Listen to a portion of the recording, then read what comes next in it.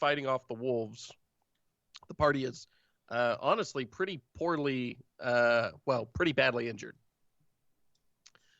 A few of them are going to need some sort of healing. The caravan is still stuck. They don't know how the rest of the members of the expedition are doing. They heard some cries for help. And where we come back into it, you can hear Ulf crying out for Ulf. Ulf, Ulf, are you okay, Ulf? A few wagons down. You seem to have driven off the wolves after killing the large alpha of the pack, but you don't know if more are coming or what it's going to take to unstick that wagon as of right now. The party did level at the end of the last session. However, you're still going to be low health from the last fight. So either Gish is going to have to heal you, or you're going to have to ask around for somebody to help heal you. That's up to you guys. Shit. I'm just going to use my sword as kind of a cane and then walk over and lean up against a wagon, because I am fucked up. Quick question on that. Jay, you were the one that I accidentally shot. Mm-hmm. You got winged by my ricochet, right? Yep. So I'm gonna say that Delicia just feels gosh dang terrible. She comes over and she's like, "Oh my God, I'm so sorry. I'm sorry. Are you okay? Are you okay? Dr. Gish, can you get over here and help this guy out real quick?" I'll walk over, but I'll say, Delilah, was it? Can I ask you a quick survey question? After you took the elixir of life, on a scale of 1 to 7, how would you rate your experience? 1 being the worst and 7 being the best. I mean, the whole experience with the wolves and everything, I'd have to knock that down quite a bit. I'm not saying that your potion winds, your elixir winds up being the cause of that, but it definitely colors the experience of how I enjoyed the potion. I'd say I'd give it a solid 5. Okay. Yeah, 5 out of 7. I wrote that down in my notebook. I'm gonna be honest. That is so far out of left field for a goblin alchemist that I don't know how to react. I think that's brilliant. Monor collapses to the ground and is now just pushed up against the wagon, legs sticking out, just back pushed up against it. I can do treat wounds on him. I have healer's tools, but I don't know too much about what happens with it. So I guess I roll. So here's the stuff for treat wounds. If you want to just straight up do treat wounds, it takes 10 minutes. You can't use it again for an hour, or you can't use it again on the same person for an hour. And it will be if you're trained, well, it doesn't matter what you are. You're only allowed to do it if you're trained. Yeah. If you're trained, it's 2d8 healing as long as you can beat the DC, which starts at 15, and then depending on circumstance, may be higher or lower. In this case, it would be 15.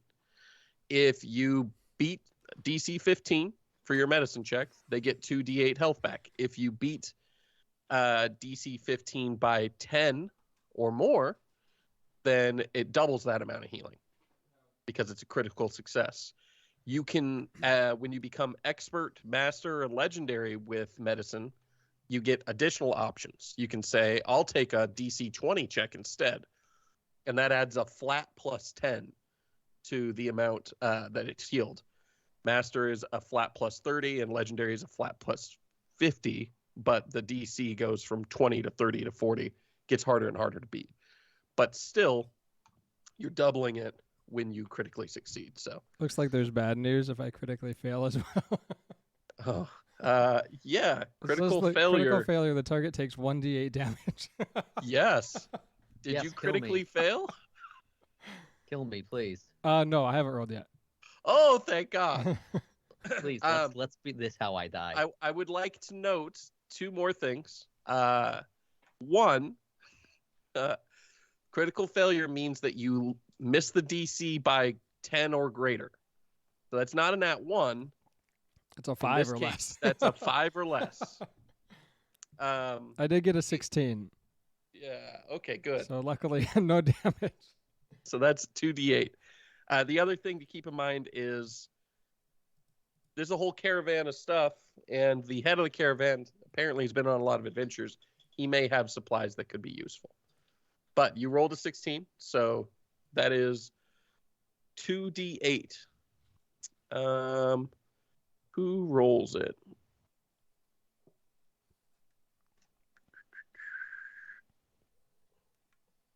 The target rolls it. So 2d8, Mornar. Too good.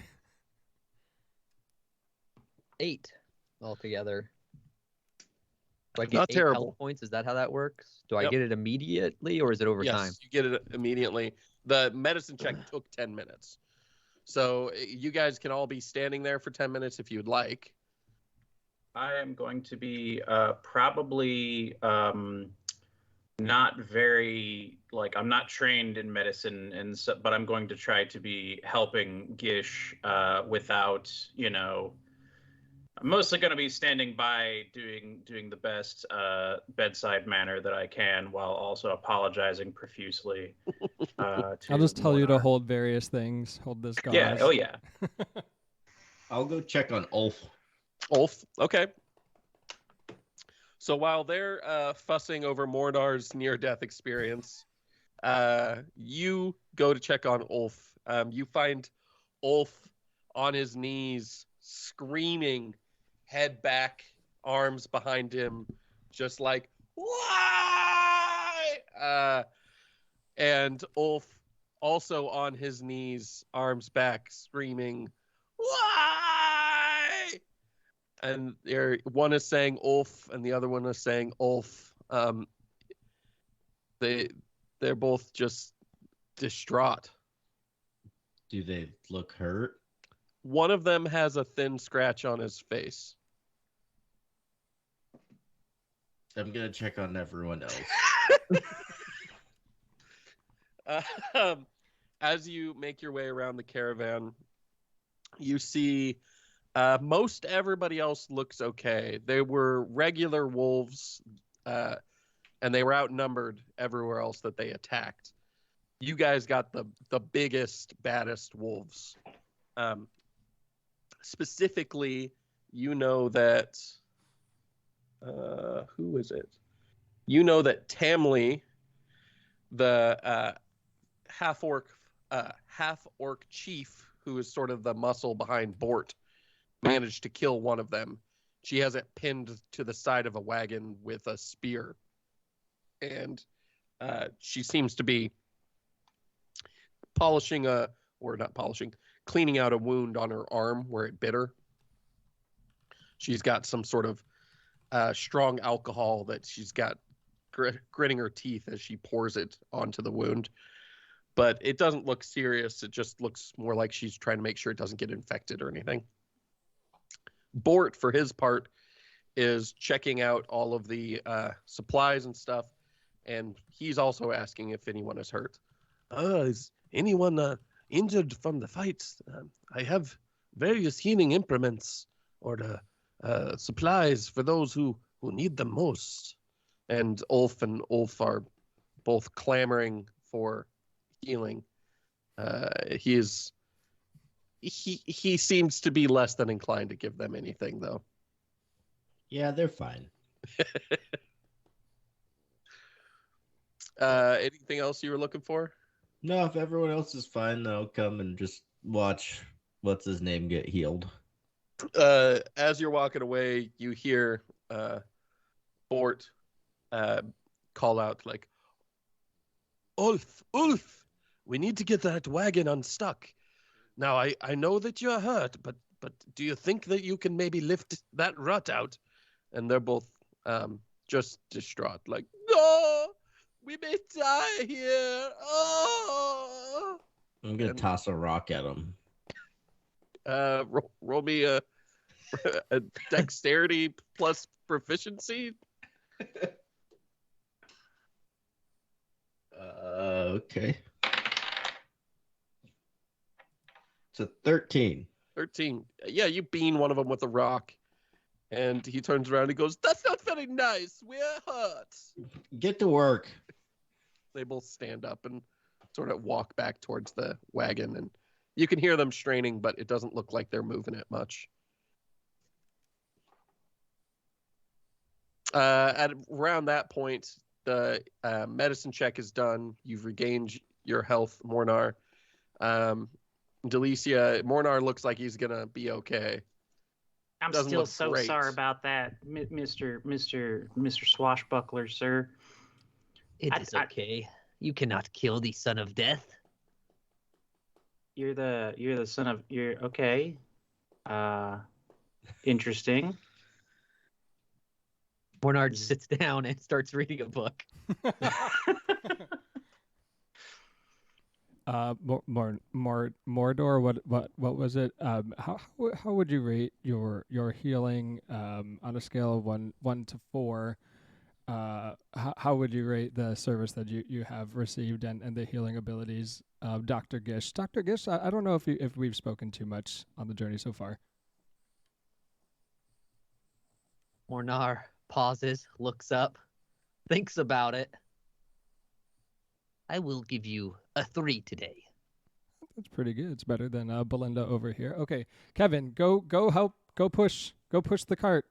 And I tell my corgi to go try to help get the cart unstuck. Okay, the corgi heads back to help. Is anybody else going back to help Ulf and Ulf? I am. Delicia is also going to go back and help. Okay.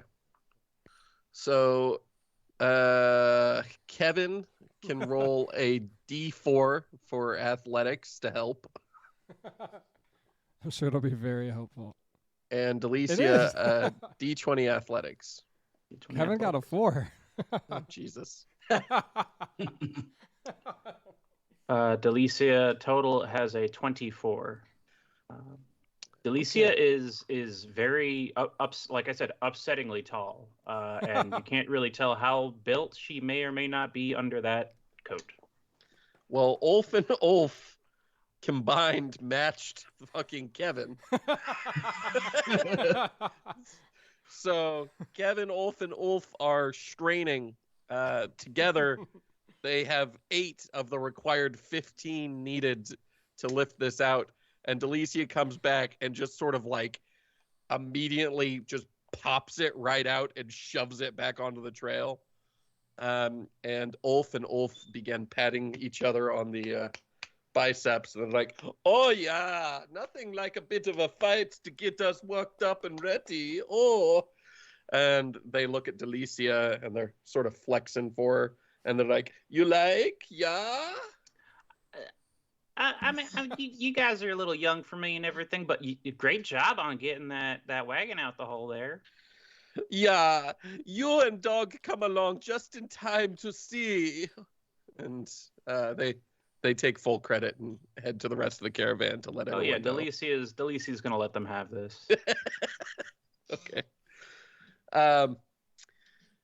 With that, Bort calls out. He says, "Well, it's time we get back on the road.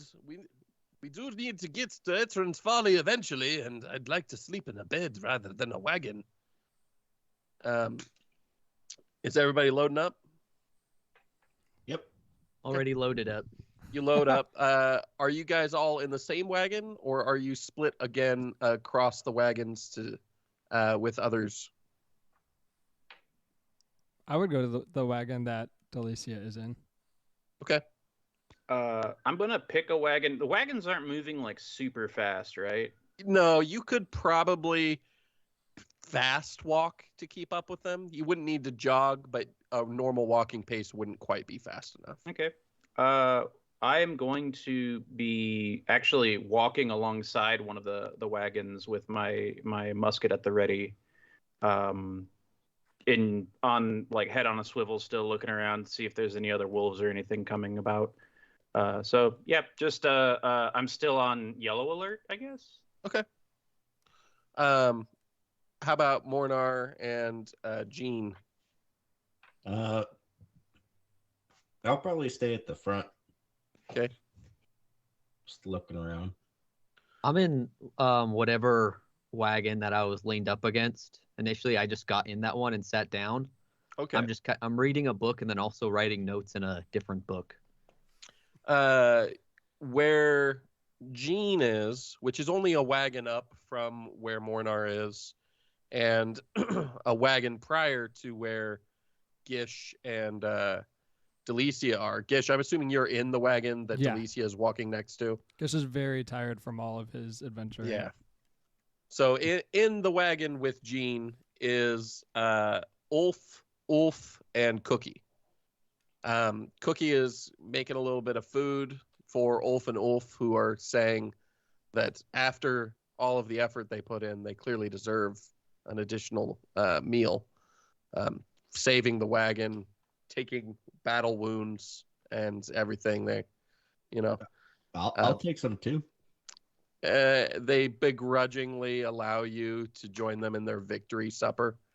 They're sort of like, oh, well, you would think, being a guard, that, the Teamsters wouldn't be doing all of the guarding, but that's fine. Maybe you'll just need some protein to get up to our strength. They're clearly mostly joking, but also they're trying to act like they're not joking to Cookie. Cookie, for his part, is much more somber than he was the last time you talked to him. The wolves attacking and the stories that he's hearing seems to have shaken him a bit, and he turns and he goes, we'd best be careful. They don't call this town. And he pauses, goes, Plague Stone for nothing. And Ulf are like, no, it's called Etran's Folly, Cookie. Plaguestone's just nickname from war. Nobody calls it that now. Cookie just shakes his head and he goes, some diseases don't just die out on their own. I'm gonna lift my hand to my ear and be like, what? And he says, you'd best listen. You'd best listen. Sorry, I couldn't hear you. It's just, I went through there when the plague was still strong. And sure, some of us were immune or lucky. But that town was nearly wiped off the face of this continent. Everyone there was sick. Everyone there was dying. And the healer on abouts, she didn't help a many. They call it Plague Stone.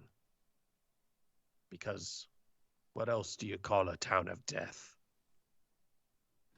And he turns back and continues to cook his stew. He doesn't seem to want to talk.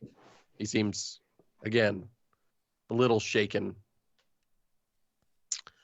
Otherwise, everything else seems fine. Wagons are going. You get your food. It is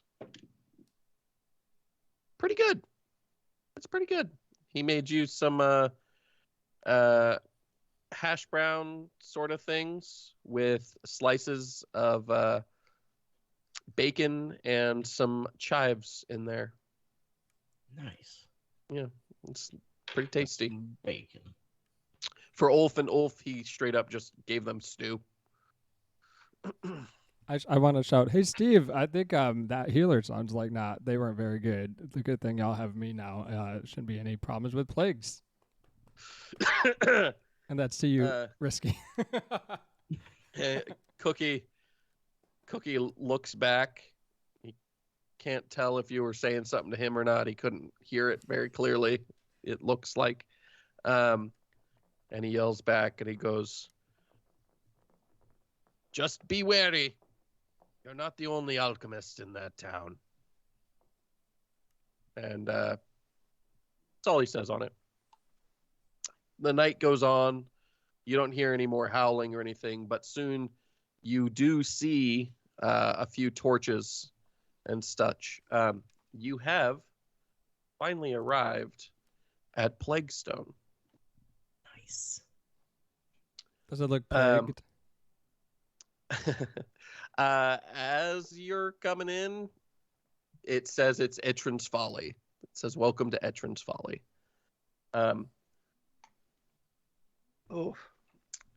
Let's see here.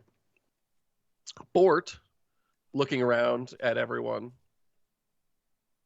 says, "Well, that was quite a night, everyone, and I know that's not why we're merchants. We're not looking for action, and even our guards aren't looking for that kind of danger. And I do appreciate all the work. Now we should get some sleep, but in the morning, I'll buy everyone some breakfast. So when you wake up, feel free, late morning, join us in the tavern, and I'll get everyone a good hearty meal. We can resupply and be on our way." So as you're sort of getting into town, you see Bort is directing the wagons for Feed Mill. It's the inn/tavern here. Everything is pretty shitty-ish. There's a lot of abandoned houses that just are rotting away. Their thatch roofs collapsed in and stuff. Most houses look all the same. It doesn't look good. It looks like a town that was much bigger and bustling at one point and is now sort of being kept alive by a small segment of the population. Maybe thousands lived here prior to something. You would guess potentially the plague that Cookie was talking about.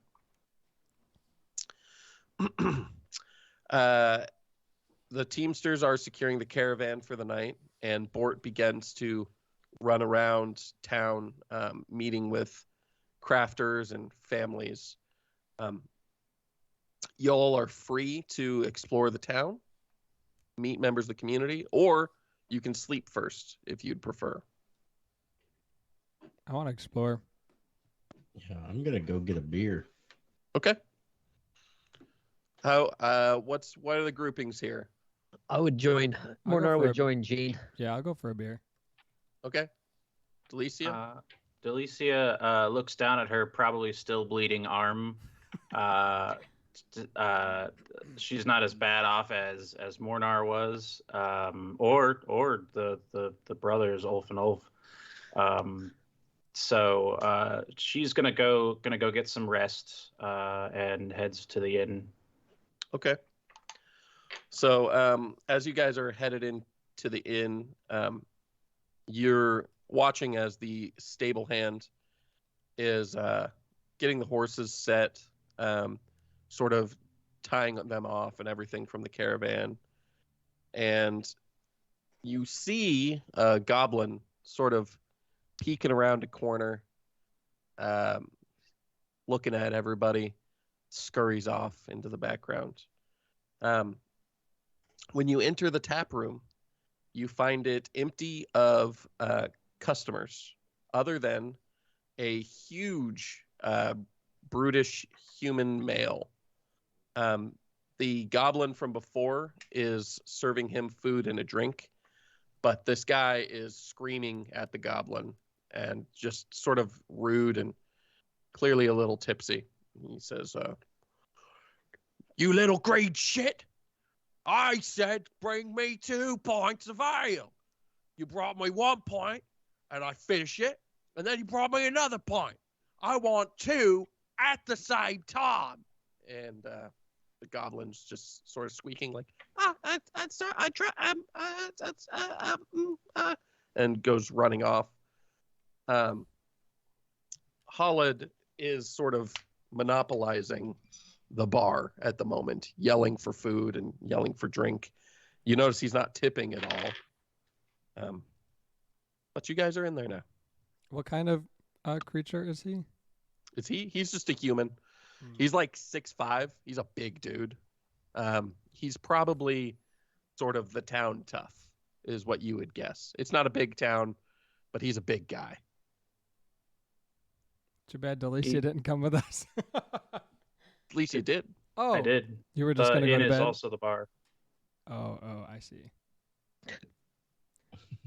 Delicia, I think you should go have a word with this guy. He's causing a ruckus in here. I would do it, but I'm a little small. Canonically, Delicia is about 6'4", so this guy's just a little bit taller than her. I'm gonna go up to the bar. Is the goblin there? First, answer me a question. How, let's say, fantasy chic is Delicia's outfit? Are you wearing heeled boots? Maybe like 1-inch heels, if Okay. that. Maybe like 3/4 So you're inch. probably about the same height as far as he could tell, just due to the fact that you're wearing the boots.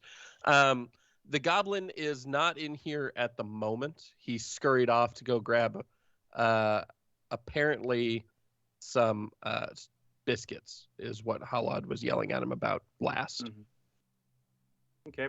I am going to sit down, not directly next to him, but maybe a seat away, and try to keep an eye on him and wait for the goblin to return. I'm not like mean mugging him though or anything, so I'm just kind of trying to keep tabs on him at the moment and be ready to act. Okay. I'm gonna sit on the other side of him, just right next to him. Of course you are. You sit there next to him. The goblin comes back out, and he's a little short. He's having trouble getting the tray up on the bar. And as he's pushing it up there, one of the biscuits rolls off the tray and hits him in the head and falls onto the ground. And he gets the rest of the tray up. There's 2 biscuits, and there's 2 pints of ale on there, of which the guy grabs the biscuit and immediately starts chomping on it. And as he's eating it, it's just sort of spilling down his face. He's just got it. And he says, "Now go get me some mutton. I want some mutton." Finnick is like, "You haven't actually paid your tab yet, sir." And sort of quietly, and he throws his mug just past Finnick's head. Doesn't hit him, and it shatters on the wall behind him. And he says, "Go get me some mutton, or I'll find my own."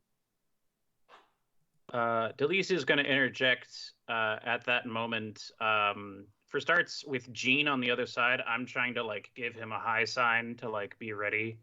Not that we've worked out anything. I'm trying to like just kind of make eye contact with him and just like nod towards the large gentleman between us. And I'm going to say in Goblin to the bartender, "Do you need any help?" I mean, obviously, but you know, you speak Goblin.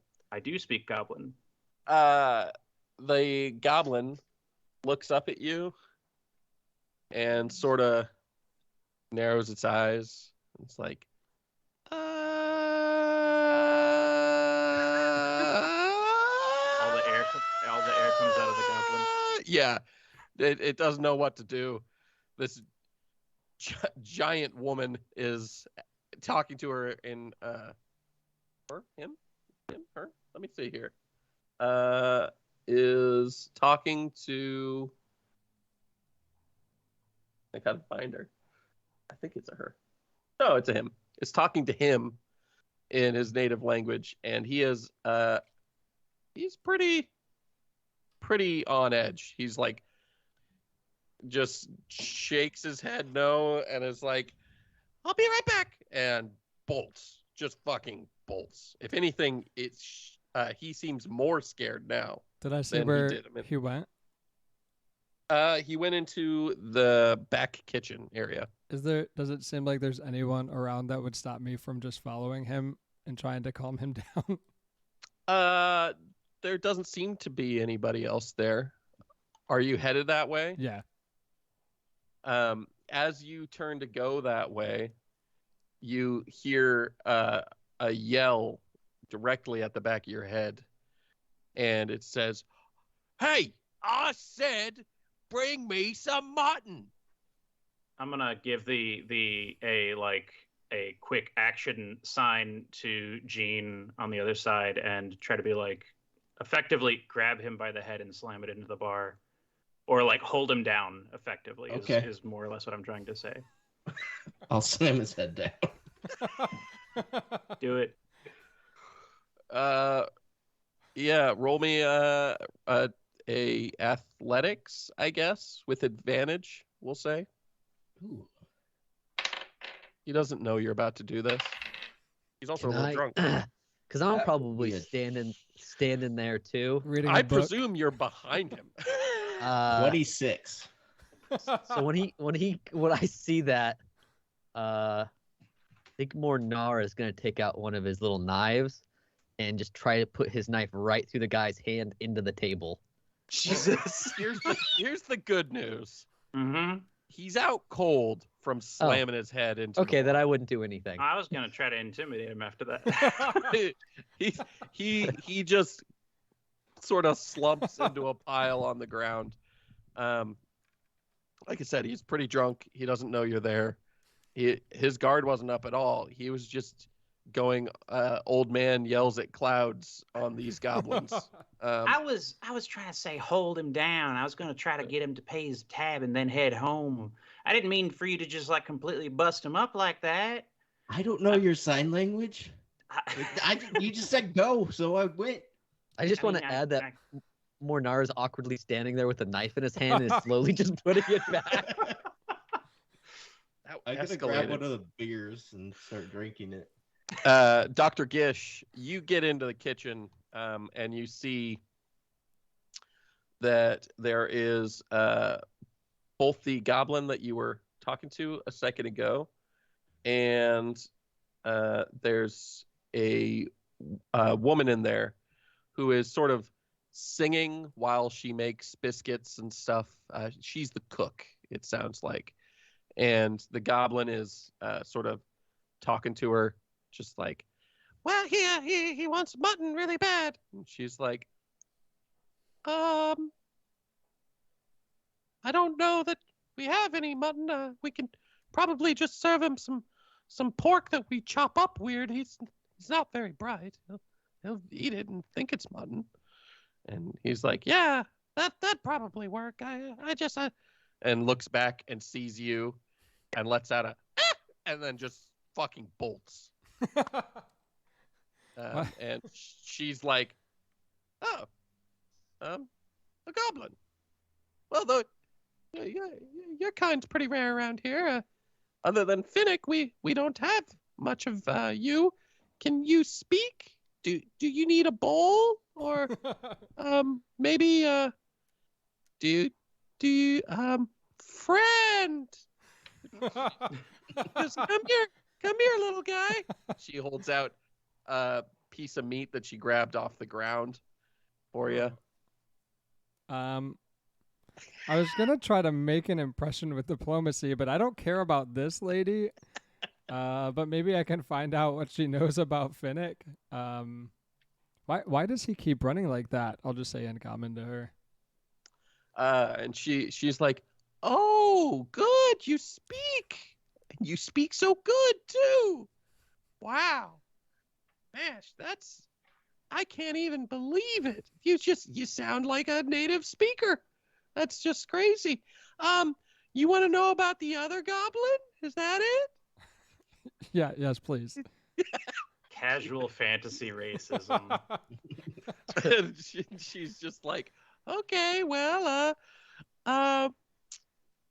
he's green, just like you. You guys have very similar greens. I don't. Is that a good thing? Is that attractive to you? Do you like other greenies? Do you know where he lives? Where did he go? Where he lives? Oh, I presume under a shed or something somewhere. I've never asked. I would hate to go there. We humans don't like dank, dirty places. We like clean places. He's very nice, though. He's a very good soul, and he's one of the good ones. Let me tell you. You seem like a good one too. You seem very educated for a goblin. I just walk away from her while she's talking. She's not going to be helpful. So you get out of the kitchen and that whole environment, and it seems like you scared Finnick, as she called him, scared him just right off. He is real panicky every time you've seen him so far. But with Finnick gone, pretty shortly after you leave the kitchen, the lights turn off back there, and a little sign is hanging on the door saying "Kitchen closed for the night." Do I just look around. I see what they've done. I don't really care about that. Are there any signs that say no outside food or beverage? Let's find out. Roll me a D100. A 100 it's pretty much, there's nothing. It actually says welcome. And a 1 is it clearly identifies that you can't. 73. 73. There's no sign saying that you can't. And in fact, there are spare plates and stuff on the side of the room that look like they would be for if you brought your own food in and you wanted to eat it there. There is, however, a sign that says no outside drinks. But there's no one in here that would be able to enforce that. Yeah, there's nobody that'd be able to enforce it. And that sign is the exception that proves the rule. If it says no outside drinks, but not no outside food, then you can pretty well infer that you can have outside food in here. I'm just going to try to find the nearest mug or glass, and I have alcohol in my pack, so I'm just going to pour some alcohol in it and say, does anybody else need a drink? I got one, thanks. Not this guy. I'm going to pretend like I'm checking on the dude we just knocked out, but really I'm just going to run his pockets. Ah, okay. Run his pockets indeed. Well, let's find out here. Roll me D20. Thievery? Nope. Nope. We'll say investigation or perception, one of those. Okay. Ooh, not bad. Let me see what I got for those.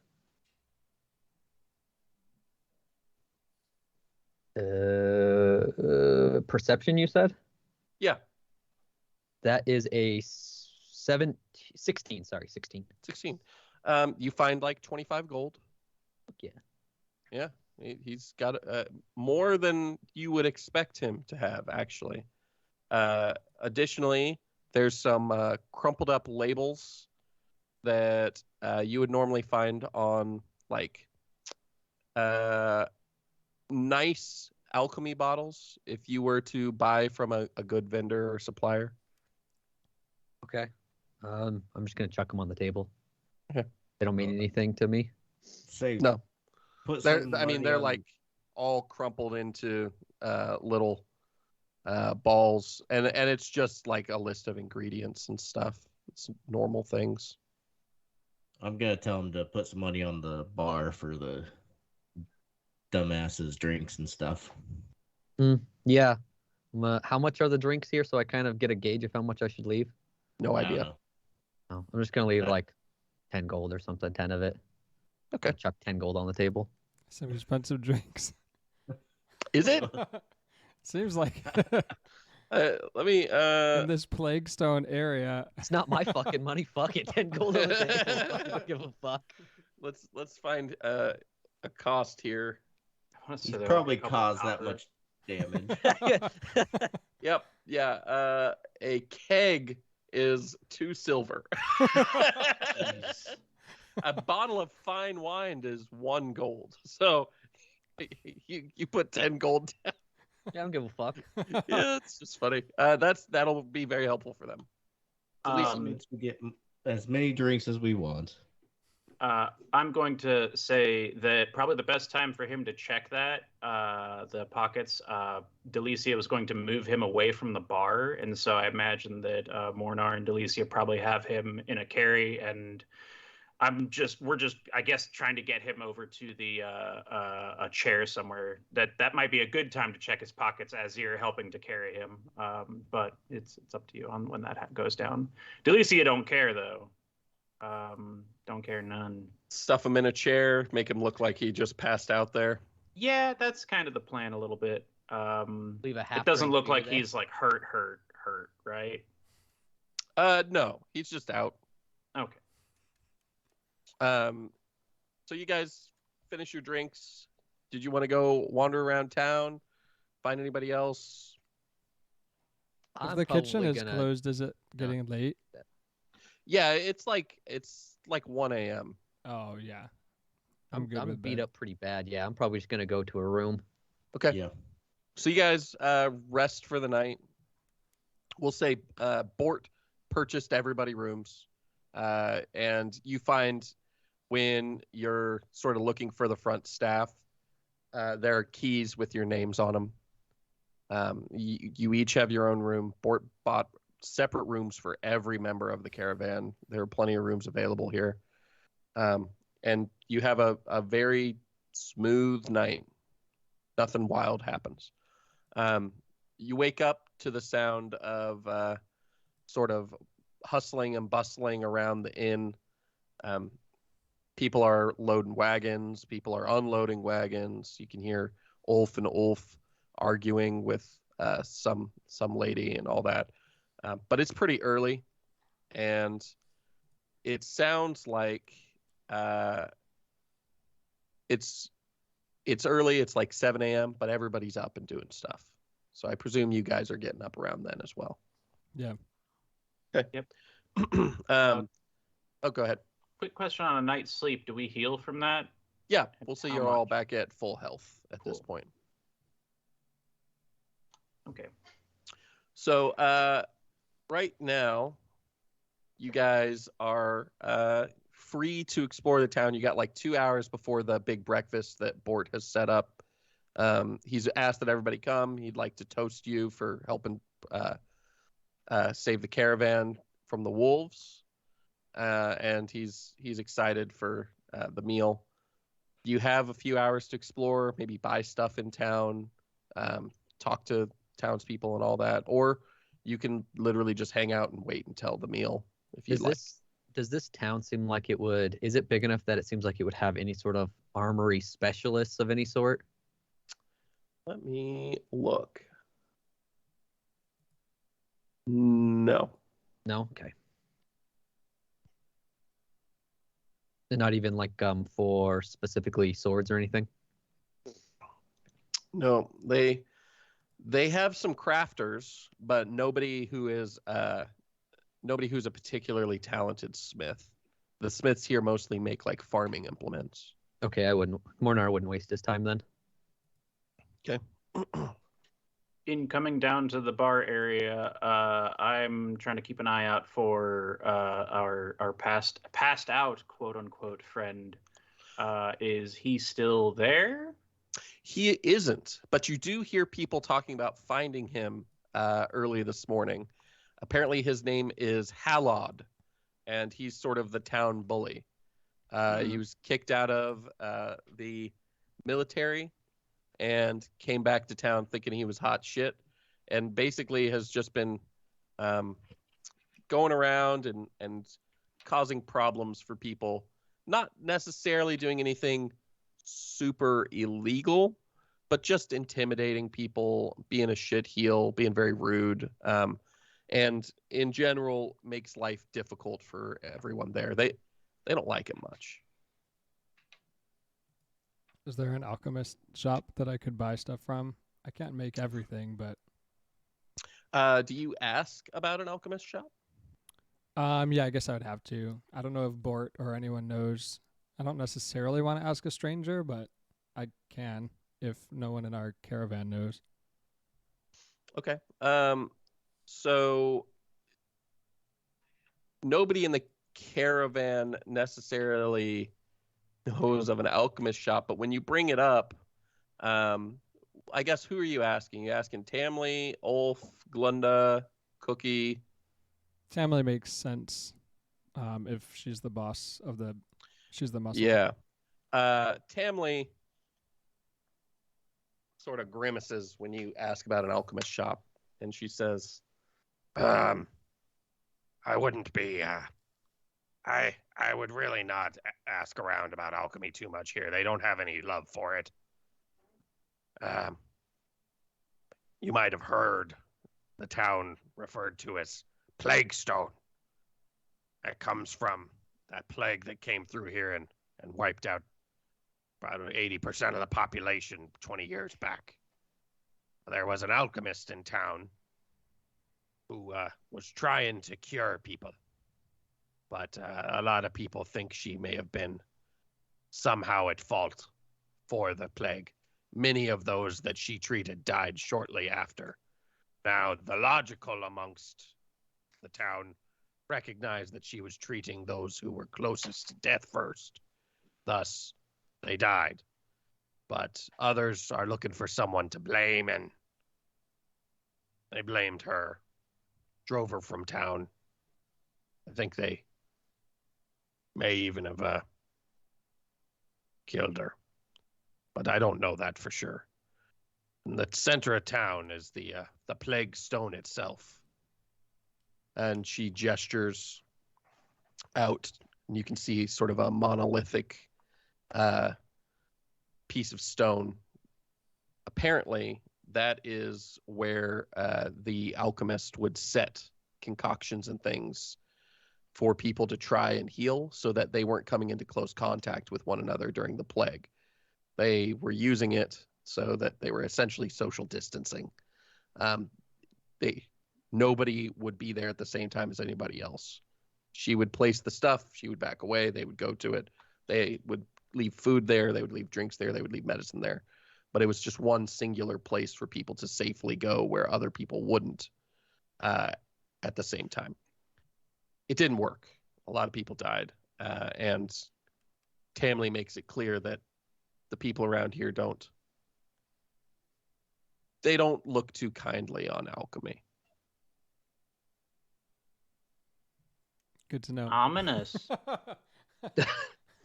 Do you does anyone, do you know, Tamley, where she the alchemist lived by chance, just so we know where to stay away from?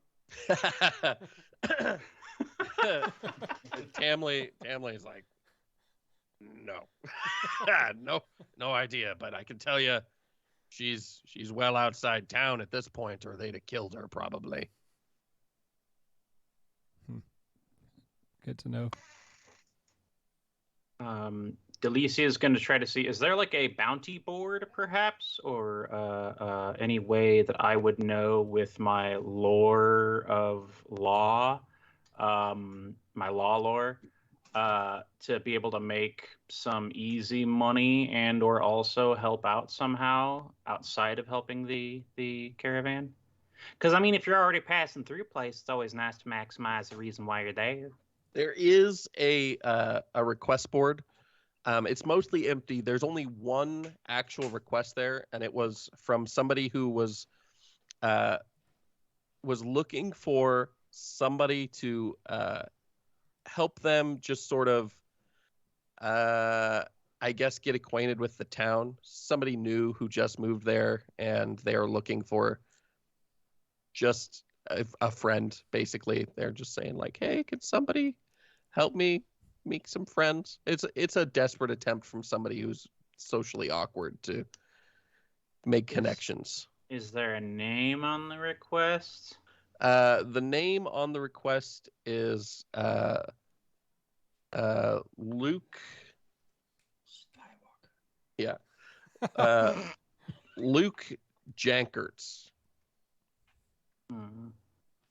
It's not necessarily my line of work. I mean, Mr. Jankers needed something brought back from somebody he lent it to, or perhaps maybe a person who skipped on their bail bond, I could probably help him out there. But I mean, I don't know much about the town myself.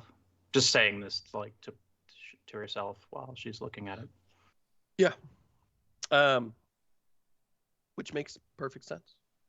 So there's not a lot of options for purchasing stuff here. Bort seems to be making a good deal of money off of all of his goods because of that. He's selling stuff to people that they really rely on these trade caravans to come through. But there's not a lot here for you guys. It doesn't seem. You can explore the town if you're interested. You can go looking for more information about people or things, or again, you can just go to breakfast. I was gonna look to see if I can find a big bag of salt. Big bag of salt. Mm-hmm. Yes, you can find a big bag of salt. I presume the kitchen is one of the first places that you would look. Yep. And you find that nice woman that Gish met the night before in the kitchen, singing a song, just going like, and we found 6 goblins and we stopped 6 goblins and we threw them in a cage and we drowned them in the river.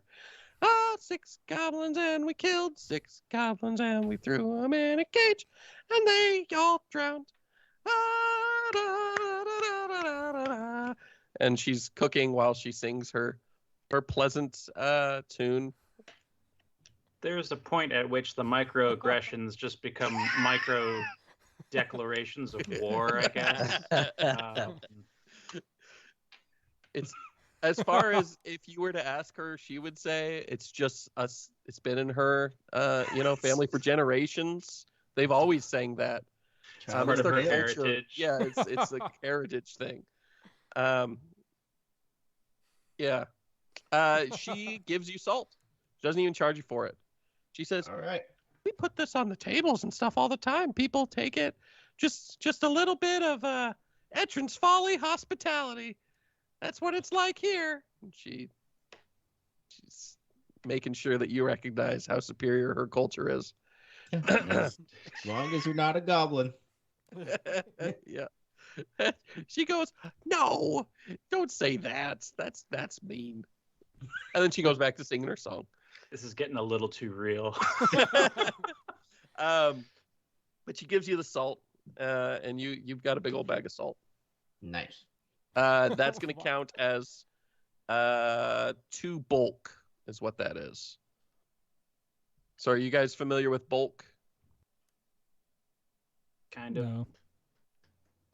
So bulk is basically the maximum amount of weight that a character can carry. People can carry an amount of bulk that equals 5 plus your strength modifier. So I don't know what your strength modifiers are, but generally you're going to be able to carry 5 bulk plus that. There are various feats that can grant you more. I don't necessarily think that you'll need them in this, but many things are 1 bulk to 2 bulk. Light items, it takes 10 light items to make 1 bulk. So if you carry more than 5 plus your strength modifier, it slows you down actively and starts having a negative effect on your AC and your movement speed and stuff like that. If you get all the way up to 10 plus your strength modifier, then you can't move at all. You're just frozen in place.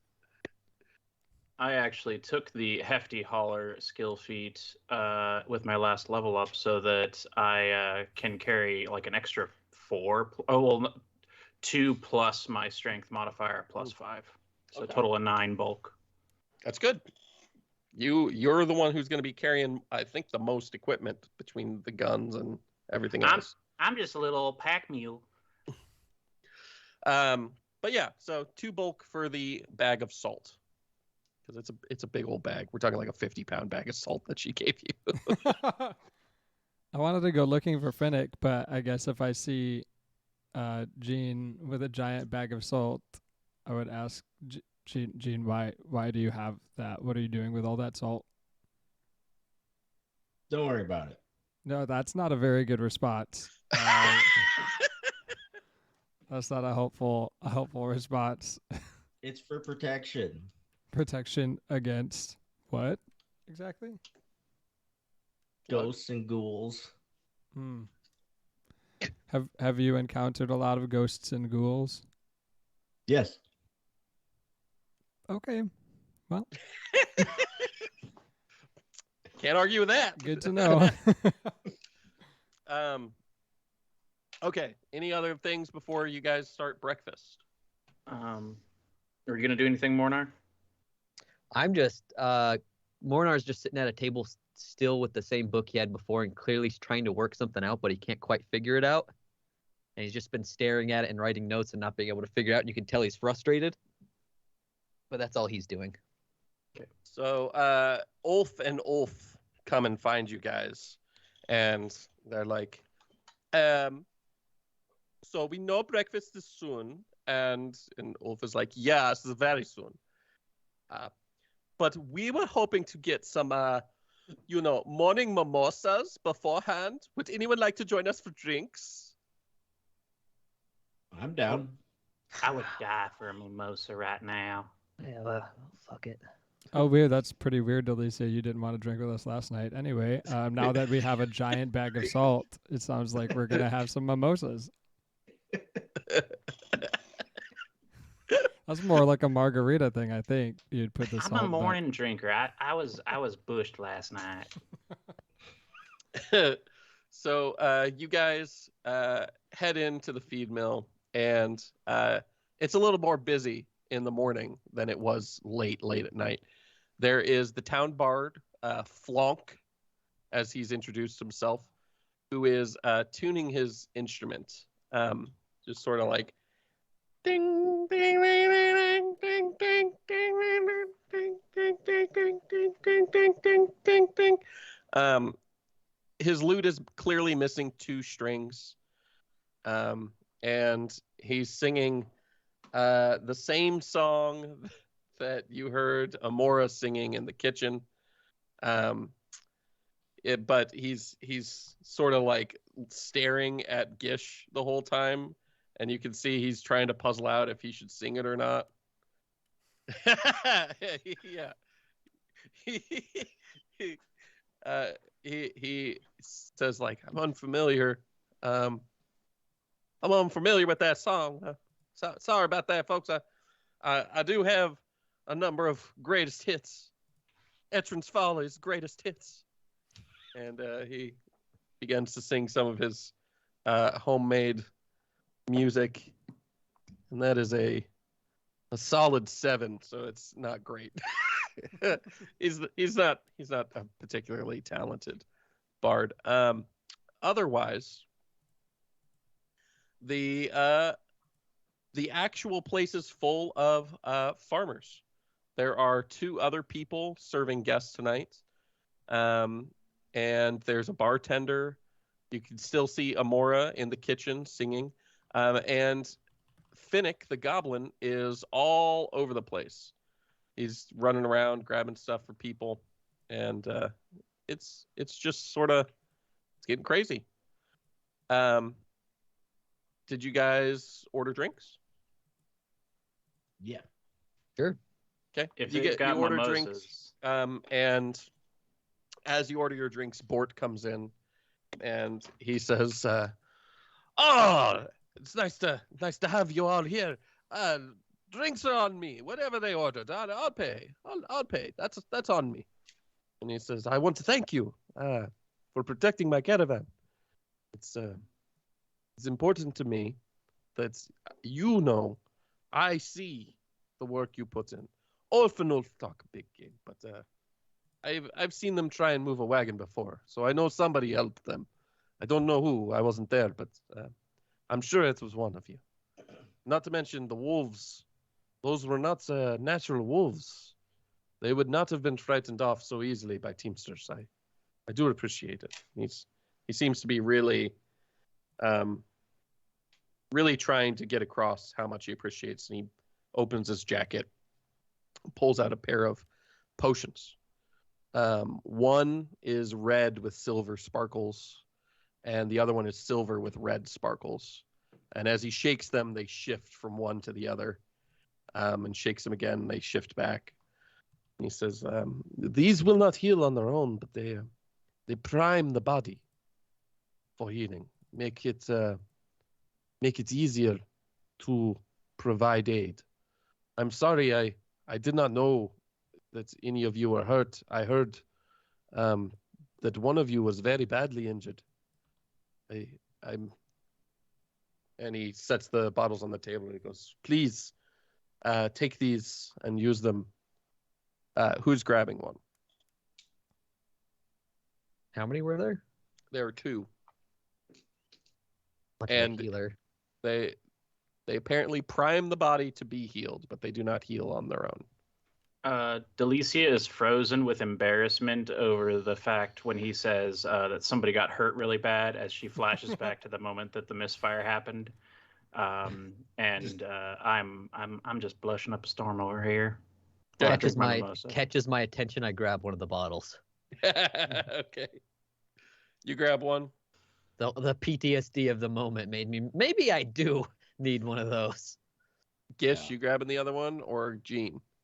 I'm not grabbing push it over to him. I'm not taking it. I'm trying to go find a way to approach Finnick without him screaming and running away.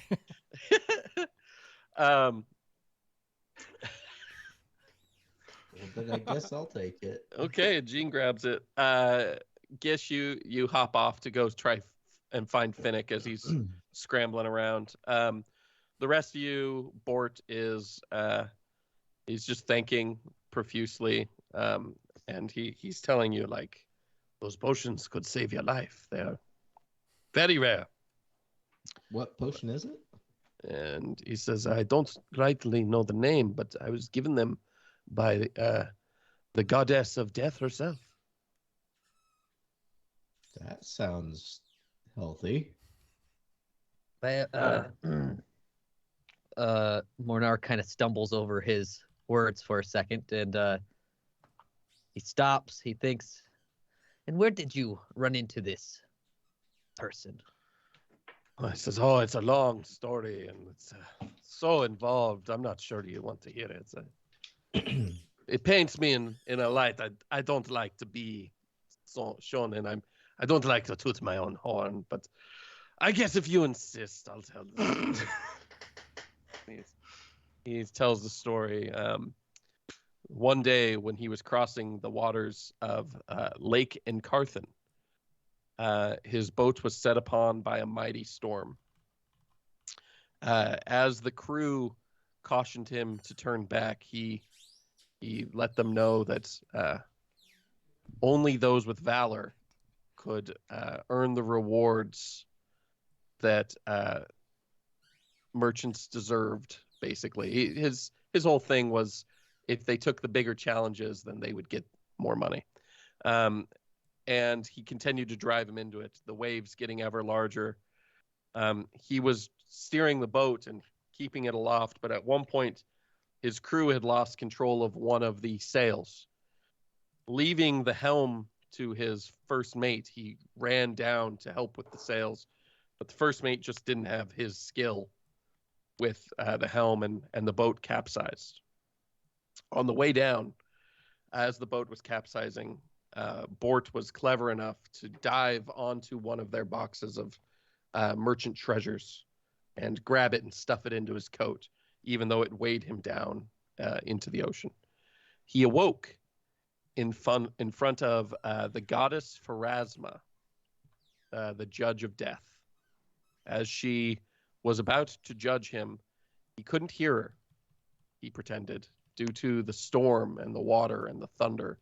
Repeatedly, her hair was being tousled and thrown around, and he was like, I can't, what are you saying? And her hair getting wrapped around her face from the storm, he pulls the treasure box out and brings out a comb of silver and platinum. that can fit into her hair to pin her hair back. She was so thankful for the gift that she returned him to shore with a bandolier of potions to help heal his crew. 2 of those potions he didn't need to use because the crew had already died by the time he made it to shore. Those are the 2 he gave you. Is his story. Delisi is going to interject at the end of it, looking at Mornar and be like, "Isn't this a small world? He knows your mom."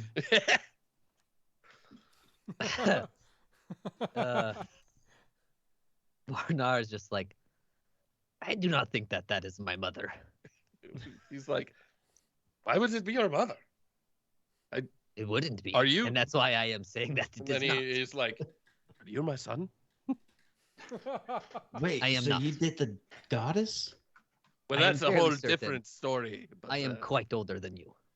It's like, okay, well, don't be saying things like that. You'll freak me out. He is the one who said it, not me. And he looks at Delicia and he's like,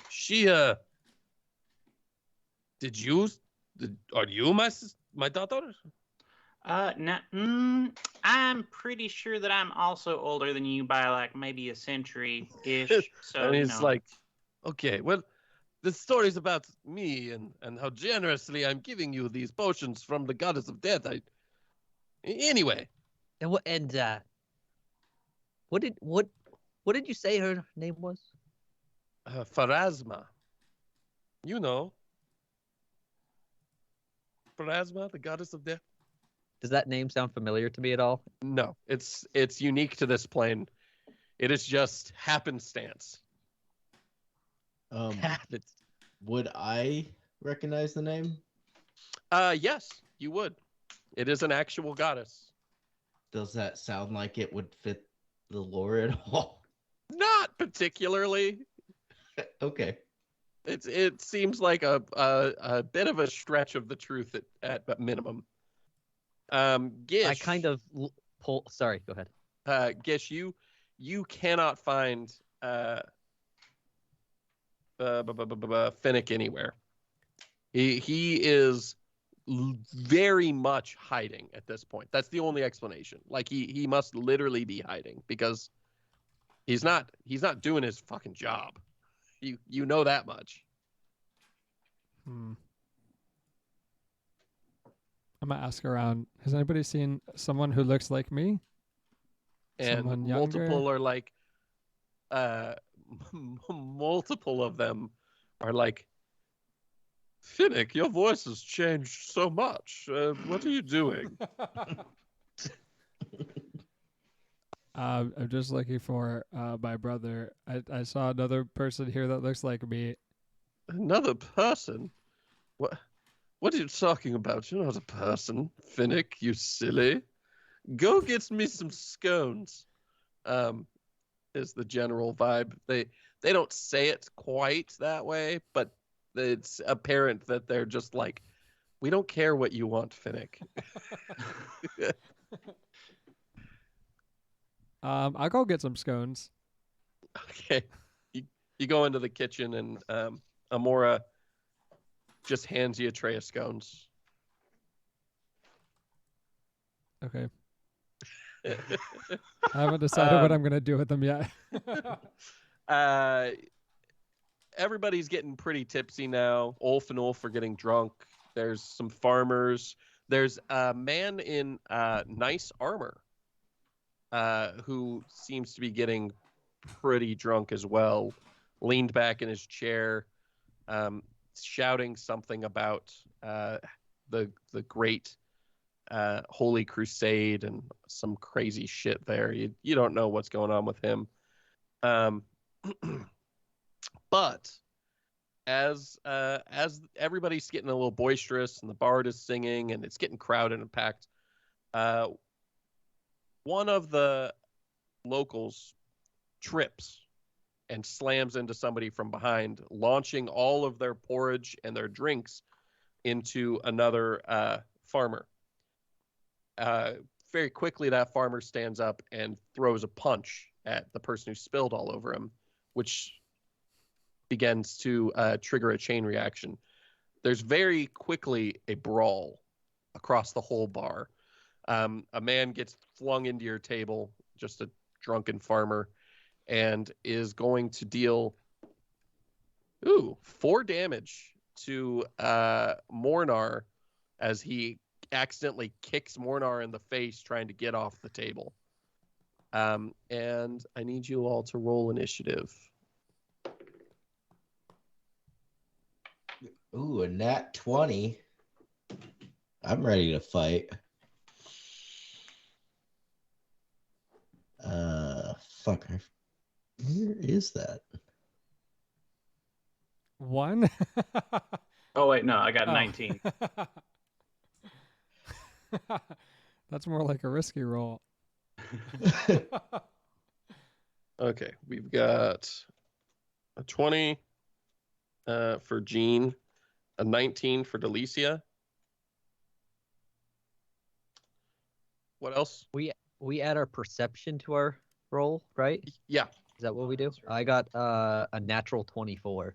Yeah, Ooh, I'll be 26 then. 24. Jesus Christ. You guys, don't do this to me. I messed up. Everybody did it wrong. Okay. I also got 24. I said I got a nat 20. Did you? Yeah, you did get a nat 20. You said I took 4 damage? Yeah. Motherfucker. Okay. Mornar with a 26, right? No. No. Gene. No, Jean with the 24. I got 26. 24. Yep. Mornar with the 24. Delicia with a 24. And then once you get Gish, I got a lowly 18. nearly 18 for Gish. Well, that outclasses all the farmers. It is a brawl, to be clear. No one is killing anyone. They're punching. No one has drawn even a weapon. What are you doing, Gene? I'm punching. Punching? Yep. Okay. There are basically 6 farmers going. Nat 20. Are you doing non-lethal? Yeah. Oh, good. Okay. I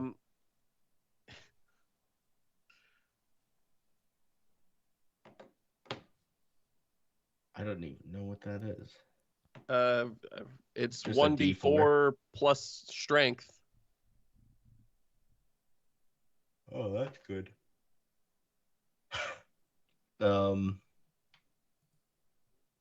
Plus my strength. Mm-hmm. That's an 8. 8? Holy shit. That's wait, 8 before doubling? Oh yeah, I maxed. Damn, I rolled a 4. Ooh, did he just punch a hole through this farmer's face? Actually, what is the total to hit? Because it was a nat 20, right? Yes. So unarmed is plus 8. Okay, yeah, that is more than double the AC. So you are doing 16. Luckily, it's non-lethal. You definitely said it was non-lethal, but you one-shot this guy. Like, you stand up, and the first dude in front of you, who's just like "Hey, mate," and starts coming at you, and you just like, boom, right in the jaw. You hit the button. He goes down. He is out cold. That leaves about 5 more, and you still have 2 actions. I'm gonna run it. Start the next one. Okay, there's one on the table as well. Okay. Oh, damn it. I got a 14 plus 8. 14 plus 8 is... But that was almost 3 20s in a row. Yeah, that's close. And that would have done stuff. 14 plus 8 is not enough to be a crit. It's only 1 below, though. Wait. but you have to remove. It's minus Oh, some yeah. because it's your second attack. It's still gonna hit. It's not enough that you're not gonna hit. So we'll just do that. So it'd be +4. Yeah, roll damage. So 18, and then I rolled a 3. So 3 7. plus 4, 7. You brutally punch another farmer. He's not down, but he's not looking good. And then I'll punch another one. You're gonna do it again, huh? Yep. Okay. Oh, that one wasn't very good. That's a 7. 7 plus Nothing. not enough. Okay. Yep. You miss. And then it is Mornar's turn. Is the dude who kicked me still on the table? Yes, he is. Okay. Technically, he's prone, so you'll have advantage on attacks against him too. Oh, he's prone? He's on his back on the table. That's how he kicked you in the face. Right. So, I'm just gonna bring my elbow down on him. Okay. Roll an attack. And I actually am trained in hand-to-hand combat, so I'll have all of that. That is a fucking just a 20. I'm not even gonna roll again because it's a 26 to hit. Yep, that's a crit. And that Beating up a shit ton of is farmers. 6 damage. 6 damage times 2, 12. The one on the table is out. You've knocked him out. You can just shove him onto the ground. The one standing there is the one that got hit with the second hit from Gene. I'm gonna Still do have 2 like actions. a fucking backwards roll out of my chair.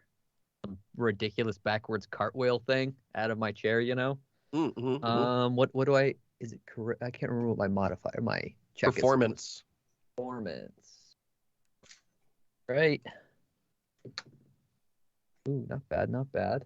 That is a 16 for performance. That'll do the trick. And I'm just gonna do a back as I get up. I'm just do a backwards elbow into that guy's face that Gene just punched. Okay. And that is max damage, so 8. 8. And you knock out that one that Gene hit as well. At about this point, you see the man who had been yelling about the crusade in the armor slip out the front door. And specifically because you were looking for him, Gish, you see Finnick bolt out the back through the stable exit, as well as somebody yells that they're getting the sheriff. Bort is trying to get people to calm down. And he's like, now everybody just take a break. I could get everyone a drink. And gets hit with a chair from a guy behind him. And Bort's out cold. Mornar, you still have an action left. That's 3 for me. I hit a dude. Oh, did you're my right. performance action and then hit a Thing dude. was your performance. Okay. Delicia, your turn. Delicia is going to set her mimosa down, stand up, and turn. How many farmers do we got in the? There are 3 left that are fighting. Everybody else is just sort of like defending themselves from these 3. Delicia says to herself, "Time to de-escalate the situation," and moves towards the closest farmer. And it's flurry of blows time. I think it's flurry of blows time. So first strike on him is not good. 8 Plus. It's just that is with the pluses. Yeah. No, I rolled a 2 and have a +6. The hick small town farmer deftly evades the monk-like blow by just being like, Right. Second strike on the flurry of blows.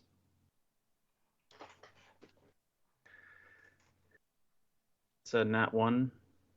Total of 3. So He had too many mimosas. Wow. apparently, Yeah. So 3 is 10 below the AC, which means it's a critical fail. okay. How does this go down? With this, You hit me we again. get to play. You comrade.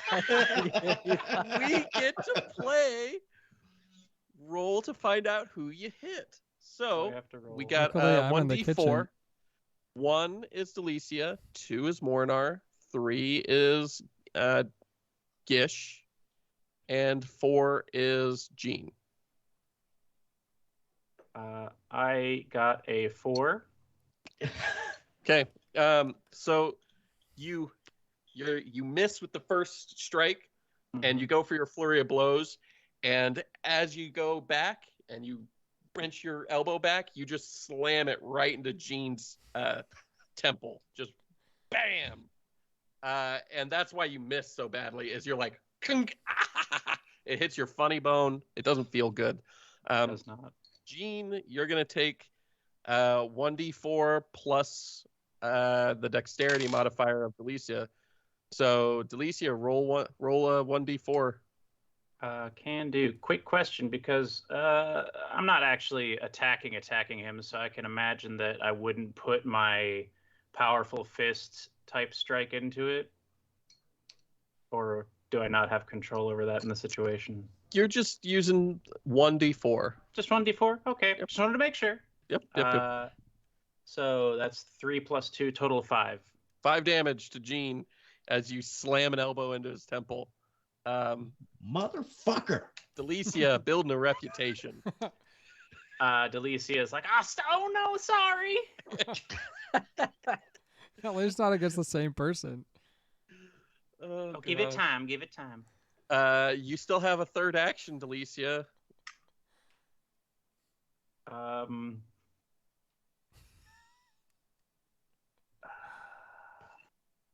You There's know still what? someone you haven't hit yet. Yeah, that's true. I haven't. I'm gonna go ahead and try to roll to strike another farmer and probably roll really bad. Okay, 16. 16 on the dice. Yes. Well, no, 16 total. So that was 18 plus my modifier minus the 8. Minus the 8. Okay. Yes. 16 is enough to hit, luckily. Yay. So you will hit one. The 3 that are left have all been unscathed thus far. Okay. So yeah, first punch doesn't work. Second punch, I back it into Jean's head. Third punch, I'm going to effectively do a spinning back fist on one of the farmers. Okay. Let's go ahead and roll that beautiful damage. Total of 7. 7. The farmer that did that earlier, as he's bringing it back and you hit your elbow and then immediately switch into a spinning back fist, you just catch him right across the face. It doesn't knock him out, but he spits out a tooth. Ooh. And he lets out a like a yeehaw, like woo! That shook him up. Gish, it's your turn. I throw a smoke bomb. So I can use quick alchemy, so that'll be one action to make the alchemical bomb, and then I can throw it up to 20 feet. So I just want to throw it into the middle of them. It makes a 10-foot radius burst of smoke. And then creatures in it have the concealed condition, and it lasts for a minute. And then my last thing I wanted to do is run after Finnick again. Smoke bomb. Okay. Pocket bomb. Gish, I need you to make a dexterity saving throw.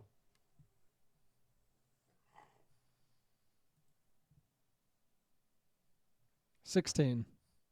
16. I guess it'd be a reflex save is the correct term. Yeah, that's the one I did. And you did it right. You jump out of the way, the door gets kicked open, and it's the sheriff. And he says, "Everybody, shut your traps!"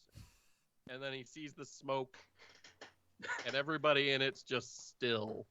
All the farmers are, at least. Delicia, Jean, Mornar, are you guys stopping when he yells that out and says, "This is Sheriff Rolf Garley. Everybody, calm the fuck down." I'm just gonna rub my temple. Yeah, I'm gonna stop fighting. Do I have like an ability to try to like roll over to the other since we're all covered to make it look like I was away from the fight and had nothing to do with it? Roll me deception or stealth. I'll roll first and then scroll down to see what those are. They're probably the same. That would be a 21. Okay, yeah. If anybody looks at you, they would think that you had just been sort of like off to the side watching. Yeah, Neat. I'm just gonna see if my beer is unspilled, or mimosa. Sorry. Roll me a d20. Above a 10, it's unspilled. 6. It's spilled. Oh man. Damn it. The sheriff is rounded up a bunch of the farmers, and they're all pointing at each other. None of them seem too upset with you guys, probably because the ones that you hit the most are knocked out. So the story he's getting is that all the farmers were the problem, not you guys. Other than one guy who is like, that bitch right there, she's hitting everybody around her. I don't know what her problem is. Pointing at Lisa. Hey now. And the sheriff is like, okay. It's time to sort this shit out. And at that moment, Bort hops up again. And he says, friends, I meant what I said. Drinks on me. We haven't even had our meal yet. Let's go eat. And the sheriff is like sort of torn when Bort comes over and does something under his breath to him, slips him something. And the sheriff says, okay, fine. Go enjoy your food. Move on. And that is where we will end episode 2 of the Drunken Arcanauts Golarion campaign. The party got in a little bar brawl. Everything's fine. Just getting ready to have a nice dinner. Thank you all for listening. And catch us next time.